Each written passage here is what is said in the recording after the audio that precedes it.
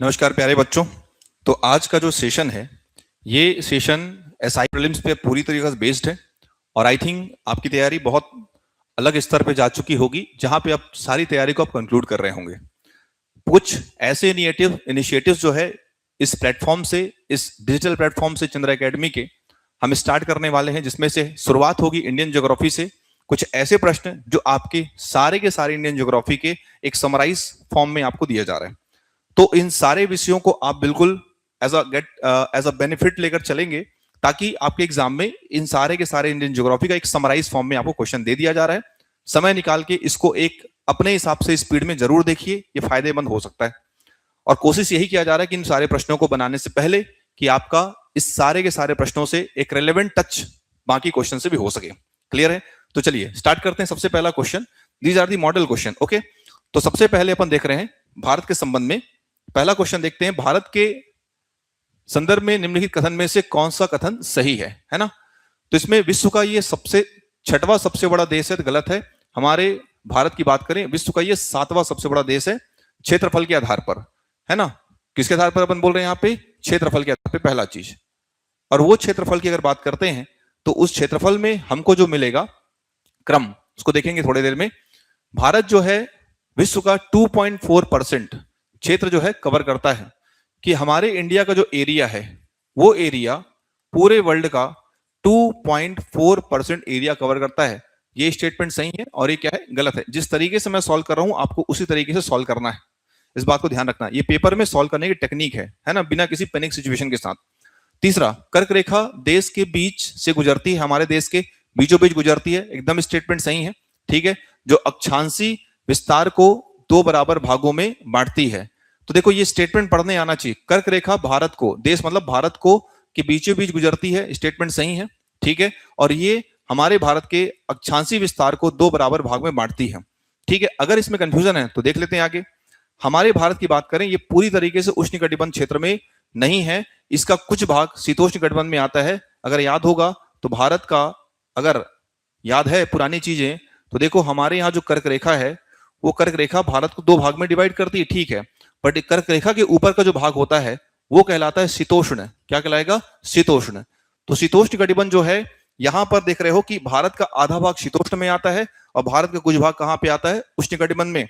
तो ये स्टेटमेंट पूरी तरीके से गलत हो चुका है, क्योंकि हमारा भारत पूरी तरीके से उष्ण कटिबंध क्षेत्र में स्थित है। ये स्टेटमेंट क्या हो जाएगा? गलत। अब यहां पर पहला गलत है, चौथा गलत है, तो ये कट जाएगा। हमको इसमें से सही उत्तर का चयन करना है। हमेशा यहां पर इसको अंडरलाइन करना सीखिए। ठीक है, अब हम लोग देख रहे हैं यहां पर सही में कौन कौन सा है, तो दूसरा और कौन सा आपका? तीसरा। ये आपका स्टेटमेंट हो गया करेक्ट। अब आते हैं दूसरा। अगला हमको जो मिलता है वो क्या मिलेगा कि इनमें से सुमेलित वर्ष नहीं है, पूछा जा रहा है। कहने का मतलब कि देखो, हिमाचल प्रदेश को राज्य बना है 1971 में, ये सीधी सी बात है, सही है। 18वां राज्य बना हिमाचल प्रदेश, ये मैं एक्स्ट्रा लिख दे रहा हूं यहां पर। हाँ, एक चीज और ध्यान रखना है कि 7वें राज्य के 7वां देश हमारा है, तो पहले स्थान पे रूस है, दूसरे स्थान पे कनाडा है, तीसरे स्थान पे चाइना है, चौथे में यूएसए, और बी से बनता है ब्राजील, आर से बनता है, अच्छा, ए से बनता है ऑस्ट्रेलिया, और आई से बनता है इंडिया। 1 2 3 4 5 6 और 7वां, हमारा 6वां नहीं, कौन सा है? 7वां। तो रक्कू बाई करके कोड याद के रहना। हमारे इंडिया का जो एरिया, वो भी याद कर लो, एग्जाम में आता है। ठीक है ना, 32,87,263। जिनको याद है वो बिल्कुल इसको क्विकली चीजों को रिवाइज करना है भाई। हमारा एरिया कितना है? 32,27,263 किलोमीटर स्क्वायर, ये हमारे भारत का क्षेत्रफल है। अब आते हैं हम लोग यहां पर दूसरा, सुमेलित वर्ष फाइंड आउट करना है ना। तो इसमें ये बोला गया है कि हिमाचल प्रदेश का गठन 1971 में हुआ है, ये एकदम सही बात है, और 18वां राज्य बना है। गोवा जो है 1987 में यूटी से बना है, राज्य बना है। यूटी से क्या बना है? ये राज्य। ये स्टेटमेंट भी सही है।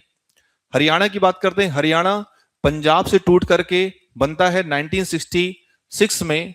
क्या बनता है? हरियाणा बनता है 1966 में, हरियाणा बनता है। तो पंजाब से टूट के एक बना हरियाणा और एक बना आपका चंडीगढ़। चंडीगढ़। तो हरियाणा जो है ये 17वां राज्य बनता है। कौन सा राज्य बनता है? 17वां। तो 17वें राज्य के तौर पे हरियाणा एग्जिस्ट करता है, पंजाब से टूट के बनता है। और इस पूरे डिवीजन में एक शाह आयोग करके नाम याद रखना है। शाह आयोग की भूमिका इंपॉर्टेंट थी। ये आयोग बना 1966 में बना। ठीक है, तो यहां पर सुमेलित वर्ष नहीं है, तो पहले का वर्ष सुमेलित है, दूसरे का सुमेलित है, तीसरा गलत हो जाएगा। चंडीगढ़ बनता है कब? 1966 में। इसलिए आंसर क्या हो जाएगा आपका? सी। जो आपको इसमें मैच नहीं मिल रहा है वो आंसर क्या है? सी। बाकी ऑप्शन सही है। इसमें खोजना है सुमेलित वर्ष नहीं है। ठीक है, अब हम लोग चलते हैं इसमें, सिक्किम को पूर्ण राज्य का दर्जा कब मिला? तो सिक्किम को पूर्ण राज्य का दर्जा कब मिलता है वो भी अगर देखें तो देखो, सिक्किम को शामिल करने के पहले इससे संबंधित जो बातें मैं आपको बता रहा हूं, पहला सिक्किम को लेकर 35वां संविधान संशोधन और दूसरा होगा आपका 36वां संविधान संशोधन। 35वां संविधान संशोधन आया था 1974 में और 36वां संविधान संशोधन आया था 1975 में। तो इस 35वें संविधान संशोधन के तौर पे हमने सिक्किम को एज अ कोई स्टेट या उसे कहते हैं सहराज्य के रूप में शामिल किया गया। ठीक है, क्योंकि सिक्किम को लेकर डिप्लोमेटिक कुछ चीजें थी हमारे मन में, तो सिक्किम को हमने सहराज्य के तौर पे और 36वें संविधान संशोधन से हमने सिक्किम को पूर्ण राज्य के तौर पे शामिल किया गया। ये एडिशनल इंफॉर्मेशन है। सिक्किम को शामिल करने के लिए ध्यान रखना, हमने सिक्किम में भी जनमत संग्रह करवाया था। क्या करवाया था? जनमत संग्रह। ये सारे के सारे पॉइंट्स आपको याद होने चाहिए। सिक्किम को कैसे शामिल किया गया? तो क्या बोलोगे? जनमत संग्रह से। हमारे यहाँ शामिल कब किया गया? 35वें संविधान संशोधन 1974 से। किस रूप में? सहराज्य के तौर पे। और अगले ही अमेंडमेंट में अगले ही साल 36वें संविधान संशोधन 1975 से पूर्ण राज्य के तौर पे शामिल किया गया। ये 35 है, ये 36 है, 74 है और कितना है? 75। इसको थोड़ा सा ऑर्डर को देखे रहना। तो यहाँ पे आंसर पूछा सिक्किम को पूर्ण राज्य के तौर पे शामिल कब किया गया? तो 36वां संविधान संशोधन 1975। अब आते हैं नेक्स्ट क्वेश्चन पे। ठीक है, स्पीड को अपने हिसाब से मेंटेन करके चलना है और इन सारे प्रश्नों को गो थ्रू करके चले जाना है। बिल्कुल एग्जाम में आने के लायक ही है। बाकी देखते हैं, कोशिश यही है कि क्वेश्चन आपसे बने। रेगिस्तान के बारे में क्या क्या चीजें स्टेटमेंट सही हैं? भाई देखो, जनरली करके रेगिस्तान को लेके अप्रोच हमारा रहता है कि रेगिस्तान गर्म होते हैं। गलत बात। रेगिस्तान हमेशा गर्म हो जरूरी नहीं है। हमारे भारत में ही देख लो, हमको ठंडे डेजर्ट भी मिलते हैं और गर्म तो मिलते ही हैं। हमारे इंडिया के कुछ भाग, जैसे मान के चलो भारत के लद्दाख वाले क्षेत्र में, भारत के हिमाचल वाले क्षेत्र में, ये लद्दाख वाले क्षेत्र में हमको यहाँ पे मिलता है कोल्ड डेजर्ट। कोल्ड डेजर्ट मतलब इसको बोलते हैं शीत मरुस्थल। तो भाई शीत मतलब ठंडा होता है। तो पहला एग्जांपल तो यही मिल गया कि हमारे भारत में जो मरुस्थल मिलता है वो गर्म नहीं, ठंडा भी मिलता है। एग्जांपल ये है। साथ में थार का जो डेजर्ट है, जो राजस्थान में पड़ता है, उसका नेचर होता है गर्म और कोल्ड डेजर्ट का नेचर होता है कैसा? होता है ठंडा। तो पहला स्टेटमेंट सभी रेगिस्तान गर्म होते हैं क्या? बिल्कुल गलत है, सरासर गलत है। स्ट्राइक ऑफ ऐसे करने आना चाहिए एग्जाम हॉल में। पेपर को बचा के मत लेके आना कि भाई हाँ सुधार के संभाल के साफ सुथरा लेके जाऊंगा। पेपर पे काम करना है आपको। उसके बाद मेन एग्जाम की बात कर रहा हूं, राइट है ना? तो रेगिस्तान गर्म भी होते हैं और क्या होते हैं? ठंडे हो सकते हैं। ये भी करेक्ट है। थार रेगिस्तान का नेचर कैसा है? गर्म है। और देखो, भारत के लिए ये पड़ता है उत्तर और ये पड़ता है पश्चिम। तो भारत के लिए थार का मरुस्थल उत्तर और कहां पड़ता है? पश्चिम में। ये भी क्या एकदम से सही है। तो ऑप्शन 2 और 3 यहां पे क्या हो जाएगा? सही। आपसे सही पूछा है। निम्न वक्तव्यों पर विचार कीजिए तथा सही उत्तर का चयन नीचे दिए गए कूट के आधार पर करें। ध्यान से पढ़ना है भाई ऐसे प्रश्नों को। क्वेश्चन नंबर 5 ये कहता है कि हिमालय से निकलने वाली सभी नदियां सतत वाहिनी होती हैं क्या? बिल्कुल, 12 महीने बहती हैं बहुत बेहतरीन तरीके से। तो सबसे पहला स्टेटमेंट देखते हैं कि भारत की हिमालय से निकलने वाली सभी नदियां सतत वाहिनी होती हैं। सतत मतलब लगातार बहने वाली होती हैं। तो बिल्कुल ये एकदम सही स्टेटमेंट है। तो कथन ए यहां पे क्या हो जाएगा? सही। कारण देखते हैं। हिमालय अपनी वर्षा का अधिकांश दक्षिणी पश्चिम, अधिकांश जो वर्षा है ये दक्षिण पश्चिम मानसून से प्राप्त करता है। क्या सवाल ये है? तो देखो ऐसा नहीं है। हिमालय की नदियों को पानी मिलता है ग्लेशियर से। ये भी अपने को मालूम हो, ग्लेशियर पिघलता है और पिघलने से उसमें पानी मिलता है। बाकी दक्षिण पश्चिम मानसून की अगर बात करें तो इससे प्रश्न ये बन सकता है ना? पहले मैं इसका सॉल्यूशन दे देता हूं फिर आता हूं कि पहला तो कथन सही है, कारण गलत है। कथन सही है और दूसरा कारण पूरी तरीके से क्या है? गलत है। मतलब यहां पर हमको मिलता है 5वें का आंसर मिलेगा। 5वें का जो आंसर मिलेगा वो आंसर मिलेगा सी, है ना? इसमें ये भी देखो, हिमालय अपनी वर्षा का अधिकांश दक्षिण पश्चिम मानसून से प्राप्त करता है, ऐसा नहीं है। क्लियर है? तो क्योंकि इसको ग्लेशियर से पानी मिलता है। कहां से पानी मिलता है? ग्लेशियर से। तो ये हमारे पास मिल गया। कथन ए सही है और आपका दूसरा गलत है। मतलब ए सही है और आपका यहाँ पे आर गलत है। ठीक। अब यहां पर जो मैं कह रहा था, कभी भी अगर पूछा जाए कि भारत में जो वर्षा होती है वो वर्षा दक्षिण पश्चिम मानसून से होती है, ये मैप के हिसाब से समझो और इसको याद किए रहना कि हमारे इंडिया में जो बारिश होती है ये दक्षिण पश्चिम मानसून से होती है। कौन से मानसून से? दक्षिण पश्चिम, ये दक्षिण है, और ये क्या है? मानसून। ये आपको ये ध्यान रखना, ये अरब सागर की शाखा और यहाँ पे बंगाल की खाड़ी की शाखा। तो कायदे से ये दक्षिण और ये हुआ आपका पश्चिम, तो यहीं से एंटर करने कारण से भारत के मानसून को हम कहते हैं दक्षिण पश्चिम कहते हैं। क्या कहते हैं इसको? दक्षिण पश्चिम। तो हमारे यहां तक पहुंचते पहुंचते मानसून की मात्रा कम हो जाती है, इसलिए अगर यहाँ पे कम लिखा होता तो चलता, बट यहां लिख दिया क्या? अधिकांश। ठीक है, बहुत कम पानी मिलता है यहां से ऐसे करके, इसलिए यहाँ पे ये स्टेटमेंट गलत हो जाएगा, केवल कथन सही है, ये बता दिया आपको। अब चलते हैं इसमें आगे, अगला क्वेश्चन मिलता है असत्य कथन। देखिए, गलत छांटना है भाई।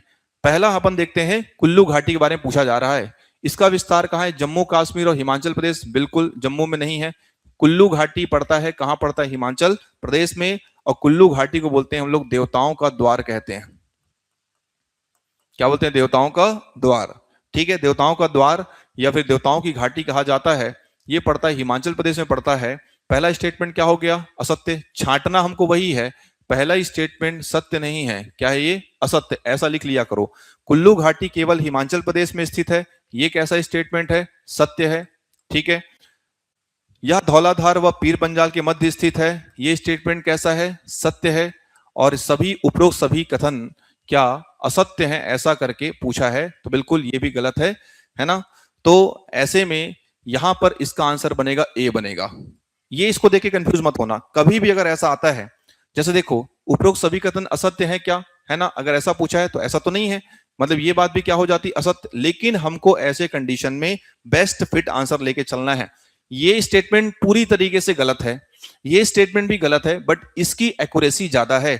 गलत में सबसे ज्यादा गलत, मतलब फेस्ट मैंने फिट आउट ऑफ, मैंने बेस्ट आउट ऑफ बोलते हैं ना कि बेस्ट, इनमें से जो ऑप्शन दो है उनमें से ज्यादा बेहतर कौन सा होगा उसको लेके ऐसे ऑप्शन चुनने का आदत डालना है, क्योंकि कभी कभी प्रश्न में ऐसे क्लोजली करेक्ट वाले ऑप्शन आपको दिखाई पड़ेंगे, इसलिए। तो पहला तो एकदम गलत है, इसलिए पहला हमने ले लिया आंसर, तो 6 का आंसर है ए। अब ये जो पीर पंजाल है ना, क्योंकि ध्यान से सुने रहना कि ये हिमाचल प्रदेश में स्थित है, स्टेटमेंट सही है, धौलाधार और पीर पंजाल के मध्य स्थित है। और इसी में एक चीज ध्यान रख लेना है कि पीर पंजाल को लेकर के, पीर पंजाल जो है, पीर पंजाल श्रेणी, इसके बारे में याद रखना कि पीर पंजाल का विस्तार पड़ता है जम्मू कश्मीर और पड़ता है कहां? हिमाचल प्रदेश। ज्यादा विस्तार कहां है? जम्मू कश्मीर में। वहीं पर धौलाधार की बात करते हैं तो धौलाधार का विस्तार कहां पड़ता है? ये पड़ता है हिमाचल प्रदेश और पड़ता है उत्तराखंड में। ज्यादा कहां है? हिमाचल प्रदेश में। धौलाधार को हम लोग नाम देते हैं उत्तर, इसको हम कहते हैं हिमाचल हिमालय भी कहते हैं, धौलाधार को हिमाचल हिमालय भी कहा जाता है। ये सब पॉइंट्स याद रखना है अपने को। अब चलते हैं अगला क्वेश्चन। देखो भारत जो यहां अगला क्वेश्चन 7वां है ना, 7वां प्रश्न की बात करते हैं, तो चोटियों को मिलाना है यहां पे। तो इसमें जो आप देख रहे हो सवाल, नामचा बरवा, नामचा बरवा की हाइट है 7756, ये सबको रटा होना चाहिए। नामचा बरवा पड़ता है कहां? अरुणाचल प्रदेश में, ये करेक्ट है। तो इसमें पूछा है सुमेलित नहीं है, पहला तो एकदम सुमेलित है, राइट है। लैसांग पर्वत कहां है? नागालैंड में, ये भी सही है। लुसाई पहाड़ी पड़ता है कहां? मिजोरम में। लैमा टोल पड़ता है मणिपुर में, तो ये गलत है, मतलब आंसर यही बनेगा डी। लैमा टोल का एग्जैक्ट लोकेशन कहां है? मणिपुर। अब नामचा बरवा को ध्यान से सुने रहना, भारत के इस वाले हिस्से में ये हमारे पास भूटान और ये अरुणाचल प्रदेश, तो ये जो नामचा बरवा है, इस नामचा बरवा को लेकर ध्यान से याद रखे रहना कि नामचा बरवा हमारे इंडिया में पूरी तरीके से नहीं है, इसका लोकेशन अरुणाचल प्रदेश के साथ साथ चीनी तिब्बत वाले हिस्से में भी पड़ता है। तो चीनी तिब्बत वाले हिस्से में नामचा बरवा आपको दिखाई पड़ता है। चीनी तिब्बत अरुणाचल प्रदेश के साथ कहां है? चीनी तिब्बत में। पूरी तरीके से नहीं है, बृहद हिमालय का है, लेकिन पूरी तरीके से नहीं है, बट हाइट इंपॉर्टेंट है। अगर स्टेट वाइज पूछा जाए तो हमारे यहाँ अरुणाचल प्रदेश में इसका मैक्सिमम एक्सपांसन है, और साथ ही साथ ये भारत के साथ साथ चीनी तिब्बत वाले भाग में भी विस्तृत है। बाकी राज्य को मैंने बता दिया कौन सा कहां है, लैसांग नागालैंड में, लुसाई मिजोरम में, लैमाटोल कहां है, मणिपुर में, ना कि मेघालय में। ठीक, मेघालय में कौन कौन सी पहाड़ी याद रखना है, शायद सुने भी होंगे, गारो, खासी और जयंतिया। मेघालय में हमको 3 पहाड़ियां मिलती हैं, एक का नाम है गारो, एक का नाम है खासी और एक का नाम है जयंतिया। जयंतिया, ये 3 पहाड़ी अपने को याद रखनी है, और क्रम यही रहेगा ना, पश्चिम से पूर्व की ओर यही क्रम रहता है, गारो देन खासी देन जयंतिया। ये तीनों जनजातियां हैं जो मेघालय में पाई जाती हैं। इसको याद भी रखना है क्योंकि एग्जाम में क्वेश्चन आ भी सकता है कि गारो खासी जयंतिया कहाँ की जनजातियां हैं। ठीक है, ये पड़ती है कहाँ की, मेघालय की। भारत के प्रादेशिक समुद्री सीमा के बारे में समझना है भाई। तो भारत के प्रादेशिक समुद्री सीमा को लेकर के 3 डेटा हमारे पास है। समुद्र के तटीय क्षेत्रों से अगर आप देखे होंगे एक आध बार तो ये हमारे पास वेस्ट बंगाल का हिस्सा, फिर उड़ीसा, देन आंध्र प्रदेश। तो यहां से इधर समुद्र की ओर चलने पर हमको मिलता है अलग अलग डिस्टेंस। तो ऐसे में हम लोग क्या करते हैं, एक लाइन खींच लेते हैं और उस लाइन का नाम होता है आधार रेखा। ऐसा आधार रेखा खींचते हैं और यहां से 12 नॉटिकल मील, 24 नॉटिकल मील और 200 नॉटिकल मील याद होगा तो 12, 24 और कितना 200, ये डेटा एकदम एकदम मुंह जबानी याद होना चाहिए। कितना नॉटिकल मील बोला, 12 नॉटिकल मील, फिर कितना नॉटिकल मील, 24 नॉटिकल मील और फिर कितना नॉटिकल मील, 200 नॉटिकल मील। तो 12 नॉटिकल मील को हम कहते हैं प्रादेशिक सामुद्रिक सीमा। हाँ, एक चीज ध्यान रखना है अपने को कि अगर कहा जाए कि समुद्र में दूरी नापने की इकाई नॉटिकल मील होती है तो बिल्कुल सही बात है। 1 नॉटिकल मील में 1.8485 के आसपास किलोमीटर्स हैं। तो नॉटिकल मील क्या है भाई, समुद्र में दूरी नापने की इकाई। समुद्र में क्या नापने की, दूरी नापने की इकाई, है ना। टू मेजरमेंट यूनिट है। सी में अगर आपको डिस्टेंस नापना है उसका नाम है नॉटिकल मील, और 12 नॉटिकल मील है 24 नॉटिकल मील में, और कितना है 200 नॉटिकल मील में। तो प्रादेशिक सामुद्रिक सीमा कहते हैं कितने नॉटिकल मील को, 12 नॉटिकल मील। इसके हिसाब से आंसर तो ये मिल गया कि भारत की प्रादेशिक सामुद्रिक सीमा कितने नॉटिकल मील है, तट से कितना नॉटिकल मील है, 12 नॉटिकल मील। कुछ एडिशनल मैं बता देता हूं आपको कि वहां पर जो अपन देख रहे हैं कि 24 नॉटिकल मील को हम लोग क्या बोलते हैं, इसको कहते हैं अविच्छिन्न मंडल। अविच्छिन्न मंडल, कौन सा मंडल बोलेंगे, अविच्छिन्न मंडल। और 200 नॉटिकल मील को बोलते हैं अनन्य आर्थिक प्रक्षेत्र। ये तीनों नाम रटे रहना भाई।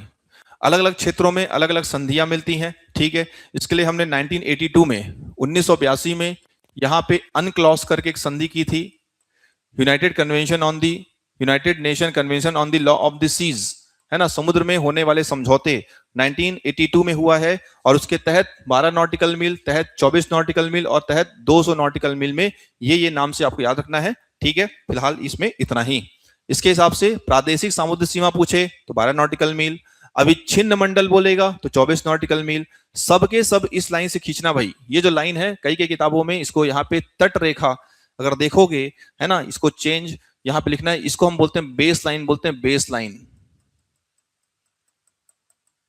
ये जो है आधार रेखा बोला जाता है, आधार रेखा माने भारत के तटों के लिए खींची जाने वाली एक मानक रेखा जो सारे राज्यों के तटीय राज्यों को एक लाइन से जोड़ देती है। ये काल्पनिक रेखा होती है ताकि हमको सी मेजरमेंट में दिक्कत ना हो। देन आगे नेक्स्ट, ठीक है। क्वेश्चन को थोड़ा सीक्वेंस में देख लेना, मैं क्वेश्चन सीधे उठा रहा हूं। अब क्वेश्चन नंबर 8 आते हैं। तो देखो भाई भारत में हिमालय केवल 5 राज्यों में फैला है, तो एकदम गलत है। 5 राज्यों में फैला ही नहीं है। भारत में हिमालय फैला है 11 राज्यों में, और 11 राज्यों के साथ ये 2 यूटी में फैला है। 2 यूटी तो खैर सरल है, एक का नाम है जम्मू कश्मीर और एक का नाम है लद्दाख। बाकी हिमाचल से लेकर के उत्तराखंड, उत्तराखंड से लेकर के सिक्किम, पूरा जितना अपन देखते हैं इधर वाला हिस्सा, अगर आप मैप में देखना चाहोगे तो मैप में आप देख लो, यहां पे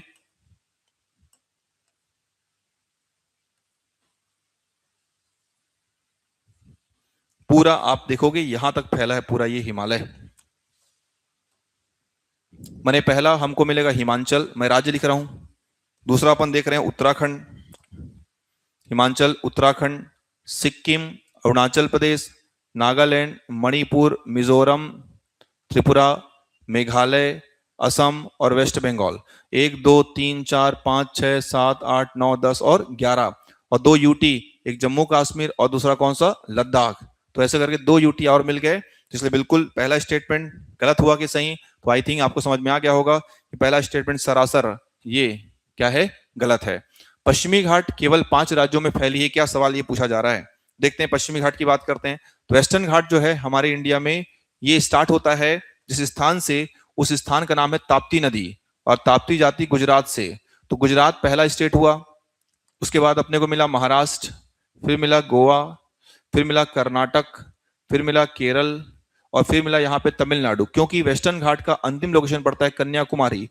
और I think everyone knows यार कि Kanyakumari is a district of Tamil Nadu. ठीक है, भारत का सबसे दक्षिणतम जिला पड़ता है, कौन सा पड़ता है? कन्याकुमारी। और आपको आंसर भी याद होना चाहिए, कन्याकुमारी का सबसे आखिरी बिंदु पड़ता है केप केमोरीन। केप कोमरीन। ये सब एकदम खेलने वाली चीजें हैं, इसमें बिल्कुल स्ट्रेस नहीं लगाना है। नहीं पढ़े हो तो बिल्कुल ये सब सुनते चलो, ये एकदम हिट वाले पॉइंट है। कन्याकुमारी में जो अंतिम बिंदु है उसका नाम क्या नाम है? केप केमोरीन है। तो पहला स्टेटमेंट देखते हैं, काउंट कर लेते हैं, पश्चिमी घाट कितने राज्यों में है? पहला गलत हो गया। दूसरा देखो भाई, 1 2 3 4 5 और 6, ये भी हो जाए गलत, क्योंकि पश्चिमी घाट की बात हुई है, 5 नहीं, कितने राज्यों में? 6। पुलिकट झील केवल 2 राज्यों में फैली है ना? बिल्कुल सही बात है। पुलिकट की बात करें, बहुत स्पेशल झील हमारे पास इंडिया में है। पुलिकट को अगर लोकेट करोगे इसमें तो मालूम पड़ेगा भारत के इधर वाले राज्यों में 2 राज्य पड़ता है, एक तमिलनाडु पड़ता है और एक पड़ता है आंध्र प्रदेश। और इन दोनों राज्यों में फैली है झील, उसका नाम पड़ता है पुलिकट। और पुलिकट का 80% भाग पड़ता है आंध्र प्रदेश में, और उसका रेस्ट ऑफ 16% भाग पड़ता है तमिलनाडु में। और इसी पुलिकट के आगे को मिलता है श्रीहरिकोटा। सुनते चलो, बस याद करते चलो, ज्यादा लोड लेने का नहीं है। ठीक है, श्रीहरिकोटा, यहीं से सैटेलाइट लॉन्च होता है। क्या लाइट होता है? सैटेलाइट उपग्रह प्रक्षेपण केंद्र श्रीहरिकोटा में। जिस नाम से यहाँ पे प्रक्षेपण केंद्र है उसका नाम है सतीश धवन। तो सतीश धवन जो इसरो के प्रमुख रह चुके हैं पहले, तो सतीश धवन के नाम से इसरो ने यहां पर सैटेलाइट लॉन्चिंग स्टेशन बनाया है, उपग्रह प्रक्षेपण केंद्र बनाया है। राइट है। तो यहां पर देखेंगे कौन से स्टेटमेंट सही है भाई, तो केवल ये बी, केवल तीसरा स्टेटमेंट सही है, बाकी पहला गलत हो गया, दूसरा गलत हो गया।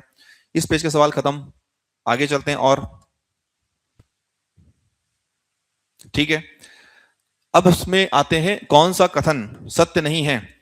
तो कथन की बात करते हैं। अरावली, अरावली राजस्थान विश्व की सबसे प्राचीनतम पर्वत श्रेणी है। सब याद रखो, ये है अरावली की सबसे ऊंची चोटी का नाम है गुरु शिखर। लिख दे रहा हूं यहां पर, ये आता जाता प्रश्न है। और गुरु शिखर की हाइट 1722। दूसरा, राजस्थान को मेवाड़ व मारवाड़ में बांटती है, बिल्कुल सही, ये भी 2 भाग में डिवाइड करती है। अरावली का पूर्वी हिस्सा मारवाड़ और पश्चिमी हिस्सा मेवाड़, ये उल्टा हो गया है। पूर्वी हिस्से को बोलते हैं हम लोग, क्या बोलेंगे? मेवाड़। और पश्चिम को क्या बोलते हैं? क्या बोलते हैं इसको? मारवाड़। राइट। तो इसमें देखो कौन सा कथन सत्य नहीं है, ये देखते हैं। तो पहला सही है, दूसरा सही है, तीसरा गलत है ये। तो ये आंसर आएगा सी। फिर वही है, यहाँ पे ऐसा दिया गया जहां सभी कथन सत्य है का नहीं है, ये भी क्या हो सकता है? असत्य हो सकता है। ये मैं बता दे रहा हूं, वहां पे अपने को लड़ना भिड़ना नहीं है, हमको जो ज्यादा गलत दिख रहा है वही लेके चलना है। डी आंसर भी गलत नहीं है, पर डी आंसर भी कहीं ना कहीं सही नहीं है। सभी कहां सही है? ये असत्य कहलाएगा, लेकिन हमको देखना है कि कौन सा स्टेटमेंट पूरी तरीके से गलत है। इसलिए यहां पे हमने आंसर लिया, यहां पे क्या है? सी, है ना। अब चलते हैं, एक सिंपल सा क्वेश्चन याद रखे रहना भाई। एसपी चटर्जी के अनुसार, है ना, जो मैं बता रहा हूं टैक्टिक्स, उसको अपनाना है एग्जाम में, क्योंकि एसआई प्रीलिम्स निकालने का ही सोचना है, नहीं निकलेगा ऐसा सोचना ही नहीं है। क्लियर है? कैसे निकालने हैं, सारे रास्ते खोजते रहो अंतिम 12 जुलाई के एग्जाम में घुसने के पहले तक। सीधी सी बात है, ज्यादा अपने को सोचना नहीं उसमें, निकलेगा नहीं निकलेगा छोड़ो। जब भी आप परिणाम की चिंता करते हैं, आपके प्रयास की इंटेंसिटी कमजोर हो जाती है, ध्यान रखना। इसलिए एफर्ट्स की इंटेंसिटी बना के रखिए, don't worried about your results, वो 12 जुलाई के बाद। क्लियर है ना? ठीक। एसपी चटर्जी के अनुसार प्रायदीपी पठार को, रटे रहना कभी आ जाए सिंगल लाइनर क्वेश्चन, 8 भागों में बांटा गया है। ठीक है, कितने भागों में? 8। तो ये हुआ अगला क्वेश्चन। फिर और देखते हैं 11वां प्रश्न, ये भी सिंगल लाइनर क्वेश्चन है। मोलासिस बेसिन की बात करते हैं। मोलासिस बेसिन किस राज्य में स्थित है? इसका आंसर है मिजोरम। मोलासिस बेसिन, बेसिन बनाती नदियां, तो क्या है ना, थोड़ा मिजोरम ऐसा सब तरफ से घिरा हुआ है, तो सब नदियां बीच में आके बहती हैं, जम जाती, तो इसको बोलते हैं बेसिन। तो नाम दिया गया है मोलासिस बेसिन। ये क्वेश्चन रिपीटेड है, तो मोलासिस बेसिन किसको बोलते हैं? क्या बोलेंगे? मिजोरम। जैसे वो एसपी चटर्जी ने 8 भाग में बांटा है, वैसे मोलासिस बेसिन बोलते हैं, किसको बोलते हैं? मिजोरम। अगला क्वेश्चन, भारत में कोयला क्षेत्र के स्थान पर कौन कौन से स्टील प्लांट है? कोयला, जब भी बात होती है कोयला को लेकर ध्यान रखना, एक नदी उसका नाम पड़ता है दामोदर। भारत में सबसे बड़ा रिजर्व कोयले का किसी नदी पे है, कौन सा है? दामोदर। और कोयला जिस चट्टान में पाई जाती है उसका नाम है, क्या नाम है? गोंडवाना। तो बर्नपुर स्टील प्लांट भी कोयला क्षेत्र में पड़ता है, क्योंकि वेस्ट बंगाल में है। ठीक है, राउरकेला नहीं पड़ता है। टाटा स्टील प्लांट, टाटा इस्पात संयंत्र नहीं पड़ता। दुर्गापुर स्टील प्लांट जो है, यहां देखा जाए तो ये भी वेस्ट बंगाल में है। तो इसमें ये कहना चाह रहा हूं कि जो दामोदर नदी है ये निकलती है झारखंड से, जाती कहाँ है, वेस्ट बंगाल। तो संभवतः आंसर हमको दो ही मिलेंगे, झारखंड और क्या, वेस्ट बंगाल। तो देखो राउरकेला पड़ता है, कहाँ पड़ता है अपने को, उड़ीसा, ये तो रहने से रहा, ठीक है। टाटा जो ये टिस्को है, Tata iron steel corporation, TISCO, ये बना था 1907 में। एडिशनल इंफॉर्मेशन, बर्नपुर बनता है 1936, फाइनलाइज होता है ना। और राउरकेला बनता है 1959 में, और दुर्गापुर बनता है 1959 में। तो ये कुछ ईयर लिख रहा हूं ताकि याद रहे। बर्नपुर 1936, राउरकेला 1959, टाटा टिस्को 1907, प्राइवेट है ये, और दुर्गापुर जो है 1959। तो इसमें देखो कि कोयला क्षेत्र में कौन सा स्टील प्लांट स्थित है। कोयले क्षेत्र में या तो झारखंड वाले होंगे या तो वेस्ट बंगाल वाले होंगे। तो भाई ये टिस्को झारखंड में है, ठीक है, बट टिस्को ऐसा प्लांट है जो आदर्श क्षेत्र में स्थित है। ये आया हुआ प्रश्न है कि आदर्श क्षेत्र में स्थित स्टील प्लांट कौन सा है, टिस्को, है ना, ये चीज है। तो ये आदर्श में तो हो गया, बट हमसे पूछा है कोयला क्षेत्र में, तो हमको मिलता है बर्नपुर और एक मिलेगा दुर्गापुर, मतलब 1 और 4, 1 और 4 यहीं पे आंसर, ये आंसर सी मिल गया अपने को, क्लियर है। अब चलते हैं आगे, क्वेश्चन 14। तंबाकू अनुसंधान केंद्र ये मिलता है राजमुंद्री में, ये पड़ता है आंध्र प्रदेश। केंद्रीय चावल अनुसंधान केंद्र कटक, ये पड़ता है उड़ीसा। कृषि अभियांत्रिकी पड़ता है भोपाल, ये पड़ता है मध्य प्रदेश। और भारतीय लाख अनुसंधान केंद्र रांची, ये पड़ता है झारखंड। तो ABCD 1 2 3 4 दिस इज आंसर, ठीक है। फिर चलते हैं, दो स्टेटमेंट पढ़ते हैं भाई। गुजरात का मैनचेस्टर, सूरत को नहीं बोलते भाई, ये बोलते हैं अहमदाबाद। किसको बोलते हैं, अहमदाबाद। स्टेटमेंट क्या है, सही नहीं, क्या हो जाएगा, गलत। पूर्व का बोस्टन अहमदाबाद को कहा जाता है, ये एकदम स्टेटमेंट सही है, बट इसका उससे कोई रीजन नहीं है, मतलब कथन सही है कि गलत। तो क्या लिखा हूं मैं, गलत, और कारण क्या है यहाँ पे, सही है। तो देखो कहां लिखा है इसमें, कथन सही और कारण, कथन सही और कथन गलत और कारण सही। कथन यहां पे लिखा है,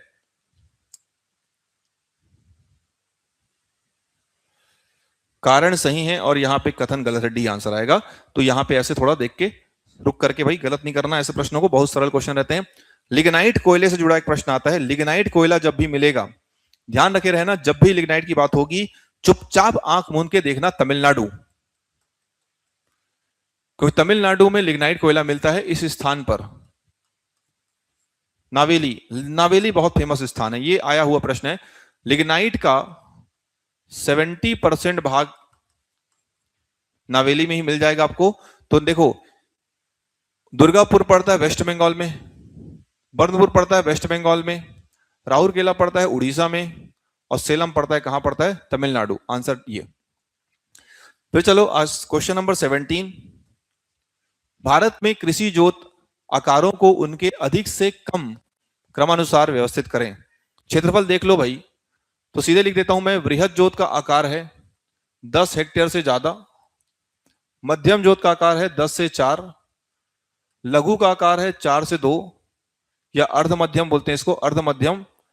लघु का बनता है 2 से 1, और सीमांत का बनता है 1 से कम। तो मैच कर लो भाई इसमें। सबसे पहले कौन सा आएगा, बृहद जोत, अधिक से कम, ये भी ध्यान रखना। सबसे पहले डी आएगा, तो जहां डी शुरू में नहीं उसको हटा दो, सब जगह डी है, फंस गए यहां पे। बृहद के बाद हमको मिलता है यहाँ पे मध्यम, सी देखो, डी के बाद सी कहीं पर है, ये डी सी दिख रहा है यहाँ पे, डी सी, ये तो कट गया, ये भी कट गया। अब बचे इनमें से दो। डी के बाद क्या मिला, अपने खुद से लिखते चलो बाजू में, है ना, उस पर डिपेंडेंट ज्यादा रहना नहीं है। डी के बाद सी, फिर अपन को आता है अर्ध मध्यम ए, उसके बाद हमको मिलता है लघु बी, और फिर क्या मिलता है अपने को, सीमांत ई। देखो कहां पे, D C A B E, D C A B E, ये आंसर है डी। अंतिम ऑप्शन तक लेके चलना। जनगणना संबंधित सवाल है, जनसंख्या से संक्रमण का सिद्धांत, जनसंख्या के संक्रमण का सिद्धांत किसने दिया। तो देखो कॉलिन क्लार्क ने नहीं दिया है, थॉमसन, और है ना, तो जनसंख्या के संक्रमण का सिद्धांत थॉमसन और नॉटिस्टिन ने दिया है। तो बी और सी इज आंसर। और उस सिद्धांत पर शोध जिसने किया है, जिसने रिसर्च किया है, उसका नाम है, क्या नाम है, कॉलिन क्लार्क। ये ऐसा। फिर अपन चलते हैं आगे, एक क्वेश्चन यहां पे छूट रहा है, देखो सही मिलान करना है। 1965 में बना आपका CAP बना, कमीशन एंड एग्रीकल्चर प्राइजेस, ठीक है। 1960 में भारत का पहला कृषि विश्वविद्यालय बना। 1929 में 16 जुलाई को भारतीय कृषि अनुसंधान परिषद बना और 1951 में चालू हुई पहली पंचवर्षीय योजना। तो आप बिल्कुल मैच करिए। ए का है हमको मिला 3, ए का 3 मिल गया, बी का मिला अपने को 2, बी का अपने को 2 मिल गया, सी का हमको मिल गया 4, सी का अपने को 4 मिल गया और डी का हमको मिला 1। ऐसा इसमें मैच कर सकते हो, ठीक है, मैच कर लेना। इसमें आंसर मैं बता दिया उसमें। फिर चलते हैं आगे, वाटरवेज। तो वाटरवेज नंबर 1 जो है, इसकी लंबाई है 1620 किलोमीटर। 2 जो है लंबाई है 891 किलोमीटर, ये बना 1986 में, ये बना 1988 में और ये बना आपका 1993 में और 4 बना आपका 2008 में। पहले तो ये है, ये किलोमीटर से, ये किलोमीटर से 205 इसमें किलोमीटर आएगा और यहाँ 1095 किलोमीटर आता है। अब देखते हैं कहां से कहां तक है। तो वाटरवेज नंबर 1 प्रयागराज से हल्दिया, ये सही है, ठीक है। 2 जो है सदिया से धुबरी, ये भी क्या है, सही है, दोनों असम में पड़ते हैं। हल्दिया सबको पता होगा, ये पड़ता है कहां पड़ता है, वेस्ट बंगाल में। जलमार्ग 3 कोल्लम लेके कोट्टापुरम, ये दोनों पड़ते हैं केरल में, नाम भी कहां से केरल है, केरलम। जलमार्ग काकीनाड़ा से पौंडीचेरी, सभी सही है, ठीक है। काकीनाड़ा पड़ता है आंध्र प्रदेश और पौंडीचेरी वाला हिस्सा जो यहाँ फैला है तमिलनाडु में, वो यहाँ पे आपको दिखाई पड़ता है, ठीक। इसी वाटरवेज नंबर 4 में याद रखना है एक बकिंघम नहर, याद रखे रहना, एग्जाम में आया हुआ प्रश्न है। 21वां प्रश्न देखते हैं, सत्य कथन का चयन करना है। वर्ष 2011 की जनसंख्या के अनुसार भारत जनसंख्या की दृष्टि से विश्व में पहला स्थान है क्या? नहीं। 2011 में हमसे आगे था, ये कौन था? चाइना। और सेकंड स्थान में था कौन? आपका इंडिया। अभी वर्तमान में इंडिया टॉप में, यहां मेंशन किया गया है 2011। भारत क्षेत्रफल के आधार पर विश्व में 7वें स्थान पर, ये पहले स्टेटमेंट से मैच करता है, ये बिल्कुल सही है, ये गलत है। भारत की आबादी विश्व की आबादी का 17.5% है, ये स्टेटमेंट भी गलत हो गया। सभी कथन सही है क्या? नहीं। तो यहां पर पूछा है सत्य कथन का चयन करें, तो सभी कथन सत्य हैं क्या? तो ये तो गलत हो गया, असत्य हो गया। ये वाला सही है केवल, बी पहला गलत। खोजना क्या है? सत्य की खोज करनी है, ये सही है, ये गलत है, ये भी गलत है। अब चलते हैं आगे, 22वां सवाल, साक्षरता के मानक को लेकर चलना। भाई हर व्यक्ति साक्षर कहलाएगा अगर उसकी उम्र 7 साल से अधिक 7 साल है और किसी एक भाषा को लिख और पढ़ सकता है, ठीक है। भारत की साक्षरता 70.28% है 2011 के हिसाब से। नए आंकड़े आए नहीं है तो आप पुराना आंकड़े को याद रखे रहो, ठीक है। देखो, व्यक्ति की आयु 7 साल से अधिक होनी चाहिए, बिल्कुल होनी चाहिए। व्यक्ति की आयु 7 वर्ष हो तो वह साक्षर श्रेणी में शामिल नहीं होगा क्या? भाई 7 साल या 7 साल से अधिक। और देखते हैं आगे, वह व्यक्ति किसी भी एक भाषा को लिख और पढ़ सके, बिल्कुल। अगर वो किसी को लिख पढ़ सकता है और उसकी आयु 7 वर्ष भी हो तो भी साक्षर श्रेणी में शामिल होगा, ठीक है। और अगर वो 7 साल से अधिक है तो भी वो साक्षर श्रेणी में शामिल होगा। वह किसी भी एक भाषा को लिख या पढ़ सके, ऐसा नहीं है, लिख और क्या कर सके? पढ़ सके। ये करेक्टेड है थोड़ा सा, है ना, कहीं कहीं बुक में लिख या पढ़ लिख दिया है, बट यहाँ पे तीनों ऑप्शन सही है, मतलब 1, 2 और क्या रहेगा? 3। स्वर्णिम चतुर्भुज तो सबको पता है कि ये ऐसी परियोजना है जिसमें हमने भारत के चारों महानगर को जोड़ा है। ये बैक टू बैक आ ही रहा है, दिल्ली है, देन आपका यहाँ पे कलकत्ता है, फिर यहाँ पे चेन्नई है और यहाँ पे मुंबई है। सबसे ज्यादा लंबाई हमको मिलती कलकत्ता से चेन्नई के बीच में, अराउंड 1680 के आसपास किलोमीटर है लंबाई को, लगभग 1600 याद किया रहे ना। सबसे लंबी दूरी यहीं पर है, कलकत्ता से चेन्नई, और सबसे कम दूरी यहां पर है, चेन्नई से कहां पर है? मुंबई के बीच में। आपसे पूछा है स्वर्णिम चतुर्भुज में सबसे ज्यादा दूरी पड़ता है कलकत्ता से लेकर के चेन्नई के बीच में, ये रहा आपका कलकत्ता से चेन्नई, और ये इसकी लंबाई है 5846 किलोमीटर। रटे रहना, भारत के चारों महानगरों को जोड़ने वाली परियोजना को बोलते हैं हम लोग स्वर्णिम चतुर्भुज, गोल्डन क्वाड्रेचर, और ये लंबाई 5846 किलोमीटर है, ठीक है। खनिज प्राप्ति के दृष्टिकोण से, है ना, सबसे समृद्ध चट्टान कौन सी है? सीधी सी बात है, धारवाड़। सबसे ज्यादा खनिज जिसमें पाया जाता है, किसमें? आर्कियन। आर्कियन एक आग्नेय चट्टान है। आग्नेय चट्टान को हम प्राइमरी चट्टान कहते हैं, मौलिक चट्टान कहते हैं, फंडामेंटल रॉक्स कहते हैं, लेकिन इसी चट्टान से टूट के बनता है, क्या बनता है? धारवाड़। धारवाड़ आर्कियन की तुलना में थोड़ी सी कठोर कम रहती है, कठोर इतनी कम रहती है कि आप इसमें तोड़ सकते हो कि और इससे खनिज की प्राप्ति कर सकते हो। इसीलिए आर्थिक रूप से सबसे समृद्ध चट्टान कौन सी होगी? धारवाड़, जिसमें सर्वाधिक मात्रा में खनिज की प्राप्ति होती है। कौन सी चट्टान में? धारवाड़ में लोहा वगैरह सब कुछ इससे मिलता है ना, धात्विक अधात्विक सब कुछ मिलता है। चूना की बात करोगे, डोलोमाइट की बात करोगे, ये मिलता है कडप्पा में। विंध्यन में हम देखेंगे तो बलुआ पत्थर इसका इंपॉर्टेंट है, ये भी सुन लिया रहो लगातार कि बलुआ पत्थर किससे मिलता है? किससे मिलेगा? विंध्यन से। जबकि चूना डोलोमाइट किससे मिलता है अपने को? कडप्पा से। बाकी जितने धात्विक अधात्विक खनिज हैं ये हमको मिलते हैं किससे मिलते हैं? धारवाड़। और एक क्रम भी याद रखे रहना, आर्कियन, धारवाड़, कडप्पा और विंध्यन। एक इंपॉर्टेंट बात, इन चारों में खनिज ही मिलता है, इन चारों में जीवाश्म को लात मार के बाहर कर देना, जीवाश्म इसमें नहीं मिलता किसी भी हालत में। इन चारों में क्या नहीं मिलता? जीवाश्म। ठीक है, अब चलते हैं आगे। यहां पर देखो बहुत प्यारा सा प्रश्न आपको दिख रहा है यहाँ पे। मिट्टी में होने वाला अपर्दन, बूंद से या जल से होने वाले अपर्दन में जब बूंद टपकता है तो पहला बूंद अपर्दन, ठीक है, उसी को हम लोग अस्फाल अपर्दन भी कहते हैं, स्प्लैश अपर्दन भी कहते हैं।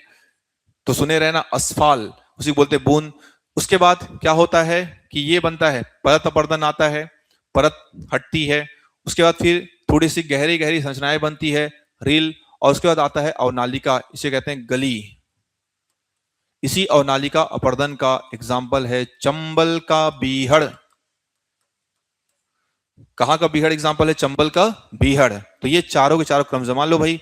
सबसे पहले बूंद अपर्दन 1, फिर आपको मिलेगा परत अपर्दन 2, फिर मिलेगा रील अपर्दन 3, और फिर मिलता है अवनालिका 2 4 1 3। कहीं पर लिखा है क्या? 2 4 1 3। इसका आंसर ये 1।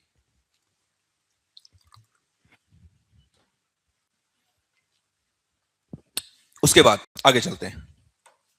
Question number 26। काली मिट्टी की जब भी बात होती है तो भाई देखो, काली मिट्टी जहां है दिमाग में पूरा का महाराष्ट्र आपको सेट होना चाहिए कि काली मिट्टी बेसाल्ट लावा चट्टान से बनती है। तो बिल्कुल सही बात है, काली मिट्टी जो बनती है किससे बनती है? बेसाल्ट लावा चट्टान के टूटने से बनती है। काली मिट्टी को हम लोग और क्या कहते हैं? मैं लिख देता हूं अगर एग्जाम में आ जाए तो। काली को हम कहते हैं कपासी, इसको बोलते हैं हम लोग ब्लैक अर्थ, चेरनोजम, इसको बोलते हैं ट्रॉपिकल अर्थ, ऐसा ऐसा नाम है इसका। इसी को बोलते हैं हम लोग बिदरी। ये सब नाम काली मिट्टी के लिए क्या है? जनरली करके मिट्टी में काली मिट्टी आती ही रहती है। तो काली मिट्टी बेसाल्ट चट्टानों के टूटने से बनती है। दूसरा है काली मिट्टी गीली होने पर चिपचिपी हो जाती है। ये भी सही है, ये भी सही है। काली मिट्टी में जल धारण क्षमता सबसे कम होती है, यहां गलत, बहुत ज्यादा जल धारण क्षमता होती है, पूरा ही धारण कर लेती है। इवन सबसे ज्यादा जल धारण क्षमता होती है किसमें होती है? काली मिट्टी में। तो इसमें स्टेटमेंट क्या खोजना है आपको? खोजना सही क्या है? तो पहला और दूसरा क्या है? सही है। फिर चलते हैं यहां पे, किस मिट्टी में निछालन? पहला तो सवाल यही आया था एक बार, निछालन का संबंध किससे है? पर्वत से है, पठार से है, मैदान से है, मिट्टी से है, वर्षा से है, ठीक है, भूकंप से है। तो ध्यान रखना इसका मतलब है मिट्टी से। निछालन जो है मिट्टी से संबंधित शब्दावली है और मिट्टी का अध्ययन कहलाता है पेडोलॉजी। और मिट्टी को लेकर के ध्यान रखना, मिट्टी की सबसे बड़ी समस्या, ये क्वेश्चन भी एग्जाम में आया है, सबसे बड़ी समस्या क्या है? ये है सॉइल इरोजन, या फिर बोलते हैं इसको मृदा अपरदन, है ना? मृदा प्रदूषण नहीं, मृदा अवनयन नहीं, मृदा अपरदन मिट्टी की सबसे बड़ी क्या है? समस्या है। तो यहां पर देखते हैं किस मिट्टी में निछालन माने कटने फटने की जो प्रक्रिया है ना, उसका लीचिंग प्रोसेस कह सकते हो, राइट टर्म ये होगा लीचिंग। तो लीचिंग प्रोसेस जो है ये इसमें सबसे ज्यादा होता है, किसमें होता है? लेटेराइट। ठीक है, लेटेराइट में लीचिंग प्रोसेस बहुत ज्यादा होता है, निछालन की प्रक्रिया ज्यादा होती है। अब आइए अगला क्वेश्चन, अल्नीनो का उद्भव अभी चल भी रहा है चर्चा में। अल्नीनो नहीं, अब तो आ गया सुपर अल्नीनो। सुपर अल्नीनो एक ऐसी स्थिति है जहां पर मान के चलो ये कहां उठता है, तो इसमें सीधा सा आंसर मिलता है, ये मिलता है अपने को पैसिफिक ओशन, प्रशांत महासागर में मिलता है। तो प्रशांत महासागर में अल्नीनो की घटना घटेगी। ध्यान सुनना, अल्नीनो कहां किस देश में आता है? पेरू।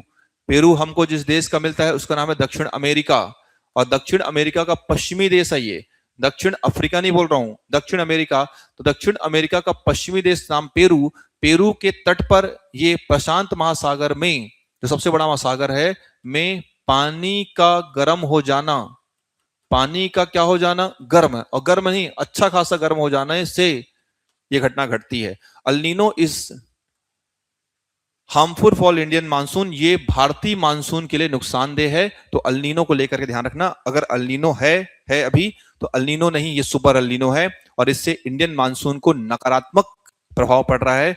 बारिश कम हो रही है, वर्षा की मात्रा कम हो रही है, किसानी की मात्रा भी कम हो रही है कहीं ना कहीं। क्लियर है? अब हम लोग आते हैं आगे, तो इसमें ये आंसर है प्रशांत महासागर। अब चलते हैं आगे। देखो निम्नलिखित कथन पर विचार करना है भाई। तो जो ग्रीष्म ऋतु में सूर्य उत्तरायण होता है, क्या ऑब्वियस सी बात है, गर्मी बढ़ते जाएगी हमारे इस पूरे पृथ्वी में। देखोगे तो ये 0 डिग्री के ऊपर सूर्य का बढ़ना, ये कहलाता है उत्तरायण। तो भाई सीधी सी बात है, सूर्य बढ़ रहा है, भारत प्यारा हमारा यहाँ पर है, और ऐसे में यहाँ पे गर्मी क्या होगी, बढ़ेगी। तो ग्रीष्म ऋतु में सूर्य का उत्तरायण होता है, क्या ये सही स्टेटमेंट है। ITCZ ग्रीष्म ऋतु में दक्षिण की ओर खसकता है, क्या। तो ऐसे में देखो, जैसी सूर्य ऊपर की ओर पड़ना चालू होता है, ऊपर वाले गोलार्ध में हाई टेम्परेचर होना चालू हो जाता है, और साथ में होता है क्या, लो प्रेशर। ये प्रेशर और टेम्परेचर आपस में एक दूसरे के व्युत्क्रमानुपाती होते, इनवर्सली प्रोपोर्शनल होते हैं। हाई टेम्परेचर और क्या होगा, लो प्रेशर, क्योंकि सूर्य जा रहा है उत्तर की ओर, तो उत्तर में हाई टेम्परेचर और क्या, लो प्रेशर। नीचे में लो टेम्परेचर और क्या होगा, हाई प्रेशर। तो पहले देख लो कहां हाई है कहां लो है, नीचे हाई है ऊपर क्या है, लो है। ऐसे में ये जो बीच में हमने शायद सुना होगा, ये जो बीच में जो अपने को मिलता है 5 डिग्री नॉर्थ में, 5 डिग्री साउथ में, यहां पर इसके बीच की रेखा को हम बोलते हैं डोल्ड्रम बोलते हैं। क्या बोलेंगे, डोल्ड्रम। डोल्ड्रम कितने डिग्री, 5 डिग्री नॉर्थ और 5 डिग्री साउथ में लो प्रेशर बेल्ट है बेटा, लो प्रेशर बेल्ट है भाई, ठीक है। तो लो प्रेशर बेल्ट कितने डिग्री से कितने डिग्री, 5 डिग्री नॉर्थ से लेके 5 डिग्री साउथ में क्या बोलते हैं, डोल्ड्रम। अब हवाएं ऐसे जाएंगी, याद रखे रहना, डायरेक्शन ऐसे करके, ये व्यापारिक पवनें होती इसको ढकेलती हैं, तो ये जाएगी ऊपर की तरफ जाती है। तो यहाँ ITCZ गर्मी के मौसम में दक्षिण की ओर नहीं, ये उत्तर की ओर खसकती है। अब देख लो, सही विकल्प चुनना है, केवल पहला सही है, दूसरा गलत हो गया है, ठीक है, दोनों सही हो नहीं सकता नहीं है। ठीक, अब चलते हैं यहाँ पे। मानसून का निवर्तन एक बेहतरीन घटना है, मानसून की वापसी को बोलते हैं, क्या बोलते हैं, मानसून का निवर्तन। इसके लिए क्या है, देखो शब्द, मानसून का प्रत्यावर्तन भी बोलते हैं। मानसून का क्या कहा जाता है, प्रत्यावर्तन, या फिर इसे कहते हैं मानसून का लौटना। मानसून का क्या बोलते हैं, इसको लौटना। जब इंडिया में मानसून लौटेगा,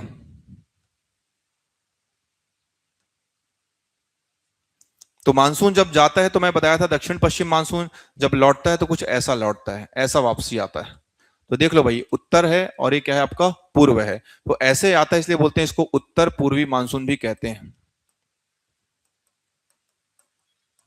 क्या बोलते हैं इसको, उत्तर पूर्वी मानसून। तो देखो, मानसून के निवर्तन की बात करते हैं, इस समय मौसम सूखा रहता है भाई, ये ठंडी की बात है, ये ठंडी के समय मौसम तो सूखा रहेगा ही, ठीक है, ये पहला स्टेटमेंट करेक्ट है। मानसून का निवर्तन, मानसून का लौटेगा तब, ये ठंडी का समय है, या इसको बोलते हैं शरद ऋतु का समय है। शीत ऋतु का एक भाग होता है, कौन सा, शरद ऋतु। ये नवंबर दिसंबर के आसपास घटना घटेगी, ठीक है। तो इसमें पूर्वी प्रायद्वीपीय भारत में, तो इसमें देखो जब ये लौटता है ना, इससे जुड़ा एक क्वेश्चन बता दे रहा हूं आपको, सीधी सी बात है, मानसून का निवर्तन हुआ तो आपको सब कुछ छोड़ करके उसमें एक स्टेट ढूंढना है, तमिलनाडु एक, और उस तमिलनाडु के साथ यहां पर कोरोमंडल, कोरोमंडल, तो कोरोमंडल में पानी बहुत ज्यादा गिरता है, ये लौटते हुए ऐसे ऐसे करके यहाँ पे पानी ज्यादा गिरता है, तो सबसे ज्यादा वर्षा यहाँ पर कोरोमंडल में होती, तमिलनाडु में। और इसी कारण से तमिलनाडु में ही मौसम तो ठंडी का है, ठंडी में सबसे अच्छी फसल गेहूं होती, बट नहीं, गलत। इस शरद ऋतु के समय पर भी होते हुए धान की फसल सबसे ज्यादा इस कोरोमंडल मतलब तमिलनाडु राज्य में होती है, इस लौटते हुए मानसून के समय पर। कोरोमंडल तट है तमिलनाडु में, और तमिलनाडु में तट है तो उस तटीय क्षेत्र में धान की वर्षा होती है, धान की खेती होती है। मानसून होता है कौन सा, मानसून का निवर्तन होता है तब, लौटता हुआ मानसून कहलाता है उत्तर पूर्वी मानसून कहलाएगा। तो इसमें देखो, इस समय बंगाल की खाड़ी में चक्रवात उठते हैं, बिल्कुल यही बनते हैं चक्रवात, बंगाल की खाड़ी में ही बनते हैं। अरब सागर में चक्रवात कम ही सुने होंगे, जितने चक्रवात होते हैं सब इधर ही बनते हैं, किसी भी देश के ईस्टर्न साइड में ही चक्रवात बनेगा, इस बात को भी दिमाग में सेट कर लो। कोई भी देश उठा लो आप, आपको कोई मन पसंदीदा देश होगा, उन सारे देशों के ईस्टर्न भाग में ही मानसून बनेगा। तो मतलब पहला स्टेटमेंट सही हुआ, ठीक है। तो इसको क्या कहते हैं, देखो तीसरा स्टेटमेंट भी सही हो गया। 1 और 3 कहीं पर दिख रहा है क्या? नहीं। मतलब ये इसमें है तीसरा स्टेटमेंट में पूर्वी प्रायद्वीपीय भारत में वर्षा होती, बिल्कुल इधर पूर्वी प्रायद्वीपीय भारत है, यहां पर पानी गिरता है भाई। यहां पर आंसर हमको मिलेगा 1, 2 और क्या मिलेगा अपने को? 3, क्योंकि चौथा गलत बोला हूं। अरब सागर में चक्रवात अधिक नहीं, कैसे बनते हैं? कम बनते हैं। चक्रवात बेसिकली यही बनते हैं, कहां बनते हैं? बंगाल की खाड़ी। ये सही और ये सही। इसलिए कह रहा हूं बार बार, क्वेश्चन पे काम करना सीखना है बेटा आपको, ठीक है ना भाई? क्वेश्चन पेपर में काम करना है, ये नहीं कि साफ सुथरा लेके आगे। चलो वापस चलते हैं।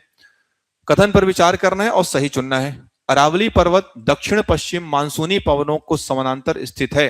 बिल्कुल, जो अपन देख रहे हैं ये ऐसा करके, जो दक्षिण पश्चिम मानसून ऐसे एंटर करेगा तो ये राजस्थान है, ये अरावली पर्वत है, हवा ऐसी चली जाएगी। तो बिल्कुल सही तो बोल रहा है आपको कि भाई ये जो पर्वत है इन हवाओं के क्या है? एकदम से समानांतर। अरावली पर्वत पश्चिमी राजस्थान में अधिक वर्षा कराने में सहायक। गलत। पश्चिमी राजस्थान ये अरावली, इस अरावली का पश्चिम ये पूर्वी में कहलाता है मेवाड़, अभी पहले डिस्कस किया था मेवाड़। और पश्चिम में है मारवाड़, वही है थार का मरुस्थल। खुद सोच लो, थार के मरुस्थल पानी नहीं गिरता, कम गिरता है। तो यहाँ क्या लिखा है कि अरावली पर्वत पश्चिमी राजस्थान में अधिक वर्षा कराने में सहायक है क्या? नहीं, ये तो पानी गिराती तो ईस्ट में गिराती। ये स्टेटमेंट गलत हो गया। इसमें केवल पहला क्या है? सही है। अब आते हैं दर्रे संबंधित प्रश्न क्या है। जोजिला दर्रा कारगिल को लेह से जोड़ता है क्या? जोजिला दर्रा पहला सवाल कहां पड़ता है? ये अपने आप में सवाल है, कहां पड़ता है? लद्दाख। सवाल नंबर 2, जोजिला दर्रा ये पड़ता है वृहद हिमालय में। ये सवाल नंबर दूसरा, कौन सी हिमालय में? वृहद। ये अब रटने का समय है, कंटेंट अगर मिले तो उसको देख के डरने के बजाय उसको डाइजेस्ट करना सीखो। जोजिला दर्रा कौन सी हिमालय में? वृहद हिमालय। इस कहां है? लद्दाख में। कारगिल को किसे जोड़ता है? लेह, करेक्ट। बनिहाल दर्रा श्रीनगर को जम्मू से जोड़ता है, ये भी क्या है? करेक्ट। यहां पूछा है गलत, हम खोज रहे हैं सही। तो अब ऐसे कंडीशन में बिल्कुल आप ना एक काम करो, ब्रैकेट में लिखा करो कोई चीज को। पहला स्टेटमेंट गलत है कि सही है? ये क्या है? सत्य। हमको खोजना क्या है? गलत। मतलब क्या खोजना है अपने को? असत्य। दूसरा भी क्या बोला मैं? सत्य पड़ता है। नाथुला दर्रा भारत नेपाल व्यापार मार्ग है, गलत। नेपाल नहीं, ये पड़ेगा चीन। तो ये हो गया आपका असत्य हो गया। हालांकि यहां खोजने की आवश्यकता नहीं है, फिर भी देखते हैं। पालघाट दर्रा केरल तमिलनाडु बीच स्थित है, ये क्या है? सत्य है। हमको खोजना है असत्य, आंसर होगा सी। बहुत आसानी से प्रीलिम्स निकाला जा सकता है अगर आप अभी भी, मैं वही कह रहा हूं कि विदाउट पैनिक सिचुएशन, अगर आप 10 दिन में भी अगर अच्छा खासा कंसिस्टेंसी मेंटेन कर लिए ना तो निकल जाएगा। निश्चिंत रहो उसके लिए। बस चीजों को ना गैदर करते चलो और उतना ही डाइजेस्ट, उतना ही खाइए जितना पचा पाए। मैं कंटेंट की बात कर रहा हूं, क्लियर? तो यहां देखो, अगला क्वेश्चन देखते हैं 33वां। नाथुला दर्रा भारत और चीन के बीच व्यापारिक मार्ग है क्या? एकदम सही बात है। इसको 1962 में बंद कर दिया गया था। 1962 के बाद बंद कर दिया, लड़ाई हुई, झगड़ा हुआ, मारिक पिटाई हुई, तो 1962 में हमने क्या कर दिया? बंद कर दिया। और उसके बाद जब बंद हुआ उस समय प्रधानमंत्री थे पंडित जवाहरलाल नेहरू, कांग्रेसी प्राइम मिनिस्टर थे। और 2006 में मनमोहन सिंह ने इसको क्या किया? चालू किया। तो मनमोहन सिंह भी इकोनॉमिस्ट थे, he was know about the economy of India कि कैसे चलाना है कैसे नहीं चलाना है, ठीक है। तो 2006 में इनको दोबारा से खोला गया, तो बंद हुआ 1962 में, चालू हुआ 2006 में। भारत और चीन के बीच ये बहुत प्रसिद्ध व्यापारिक मार्ग है। कथन है और कारण है, ठीक है। तो कथन जो है, कारण से कोई लेना देना नहीं है। ये ए और बी दोनों सही हैं, लेकिन वो उसकी व्याख्या नहीं करता है, ठीक है। नहीं, ऐसा नहीं बोल सकते। पहला है बिल्कुल महत्वपूर्ण कारण है, इसे दोबारा खोला गया, ये हाँ बिल्कुल, ये पहला नहीं, इसका आंसर ए आएगा, क्योंकि अच्छा व्यापारिक मार्ग है, इंपॉर्टेंट व्यापारिक मार्ग है, इसलिए हमने इसको क्या कर दिया? फिर से खोल दिया। इसका आंसर क्या होता है? ए और बी दोनों सही हैं, और आर ए की क्या करता है? व्याख्या करता है, क्योंकि भाई व्यापारिक मार्ग है और व्यापार इंपॉर्टेंट है। अब देखते हैं निम्न में से कौन सा दर्रा, इसको रट लो, भारत, चीन और म्यांमार, ये हम उस जगह पर है जहां पर इसको दिखाया जा रहा है, दैट इज, इसका नाम है दिफू। दिफू दर्रा भारत के, चीन के और म्यांमार, इधर पड़ता है म्यांमार, ऊपर क्या पड़ता है? चीन, यहां क्या पड़ता है? भारत। तीनों के ट्राई जंक्शन पर दर्रा कौन सा पड़ता है अपने को? दिफू। बोमडीला भी पड़ता है, कहां पड़ता है? अरुणाचल प्रदेश। नाथुला पड़ता है, कहां पड़ेगा? सिक्किम। और लिपू लेक कहां पड़ता है? उत्तराखंड, ठीक है। रजत क्रांति का संबंध अंडे से है, अंडा है। रजत रेशा का संबंध होता है कपास से, और एक होता है स्वर्ण रेशा, स्वर्ण रेशा का संबंध है, उसको अपन बोलते हैं जूट से। यहां पर कहा है अंडा और कपास, ये अंडा और कपास है, ये आंसर हो गया रजत क्रांति। और कौन सा? रजत रेशा क्रांति। फिर चलते हैं आगे, यहां पे कथन कारण आ गया फिर से। शून्य जुताई कृषि, पहले तो ध्यान सुने रहो, इसको बोलते हैं जीरो टिलेज।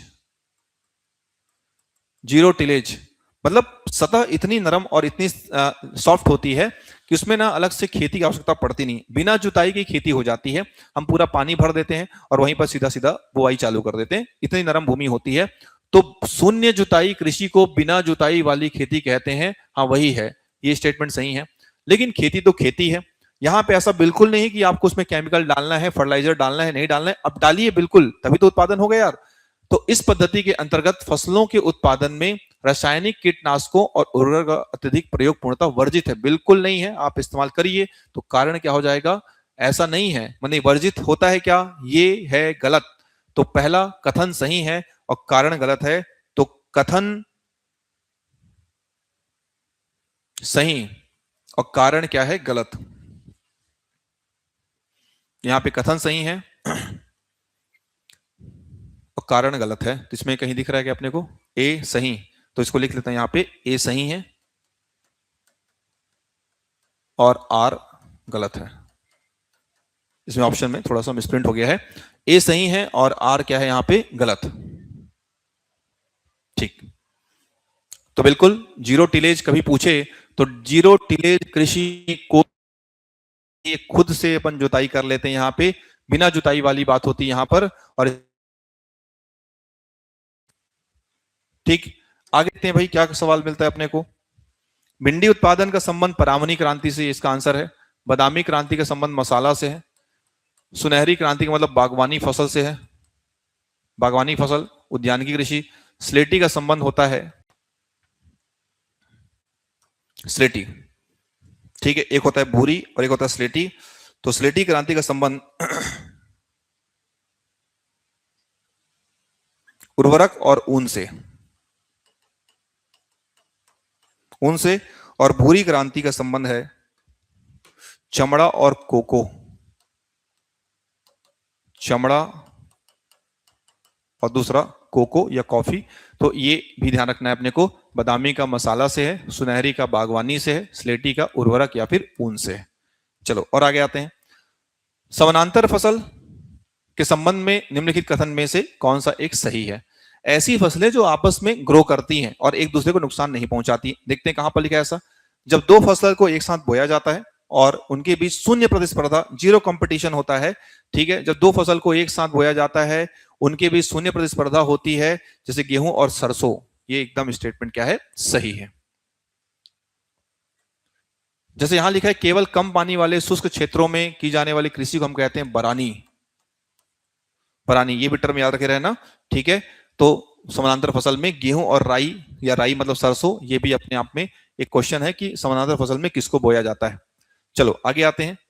धान के उत्पादन में कौन सा जैविक उर्वरक प्रयोग किया जाता है? ये अच्छा प्रश्न है, जहां से कुछ बायोटेक्नोलॉजी इस्तेमाल हो सकती है। ब्लू ग्रीन एल्गी, ये भी इस्तेमाल होता है। फास्फोबैक्टीरिया, ये भी इस्तेमाल होता है। एजोला और एजोस्पेरिलियम, इन तीनों का इस्तेमाल होता है। मतलब एक, दो और क्या होगा यहाँ पे? तीन। यहाँ पे हुआ आंसर डी।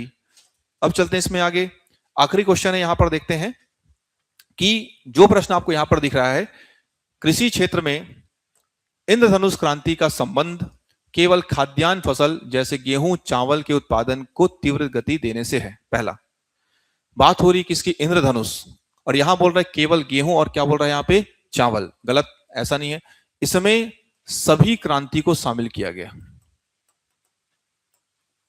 भाई सभी रंगों की क्रांति है तो केवल एक आंसर क्यों लोगे?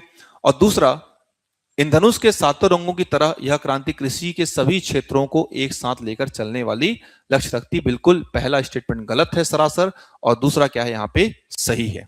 तो देखते हैं कहां ऑप्शन दिखता है अपने को। कथन है ना, ए गलत है, ए गलत है और आर क्या है? सही है। इसका आंसर आएगा डी, ए गलत और आर क्या है? सही। तो ए गलत बोला हूं मैं यहां पे, और आर क्या है यहां पे? सही है। तो ये हुआ हमारे लगभग 40 प्रश्नों का एक एक्सप्लेनेशन। इसको अपनी स्पीड के हिसाब से जरूर देखिए, ये आपके लिए है। और हर सवाल में, ठीक है, इस बात को ध्यान रखना है कि सवाल बहुत सारे हैं, और उन सवालों को लेकर के इस बात को बिल्कुल ध्यान रखिए कि, ठीक है, तो यहां पर ये सारे प्रश्न के साथ और भी विषय के प्रश्न रहेंगे, उसको भी पढ़ते रहिए, समय निकाल के स्पीड के साथ पढ़ना है और अपनी तैयारी को मेंटेन रखते रहना है। ठीक है, चलिए, थैंक यू सो मच।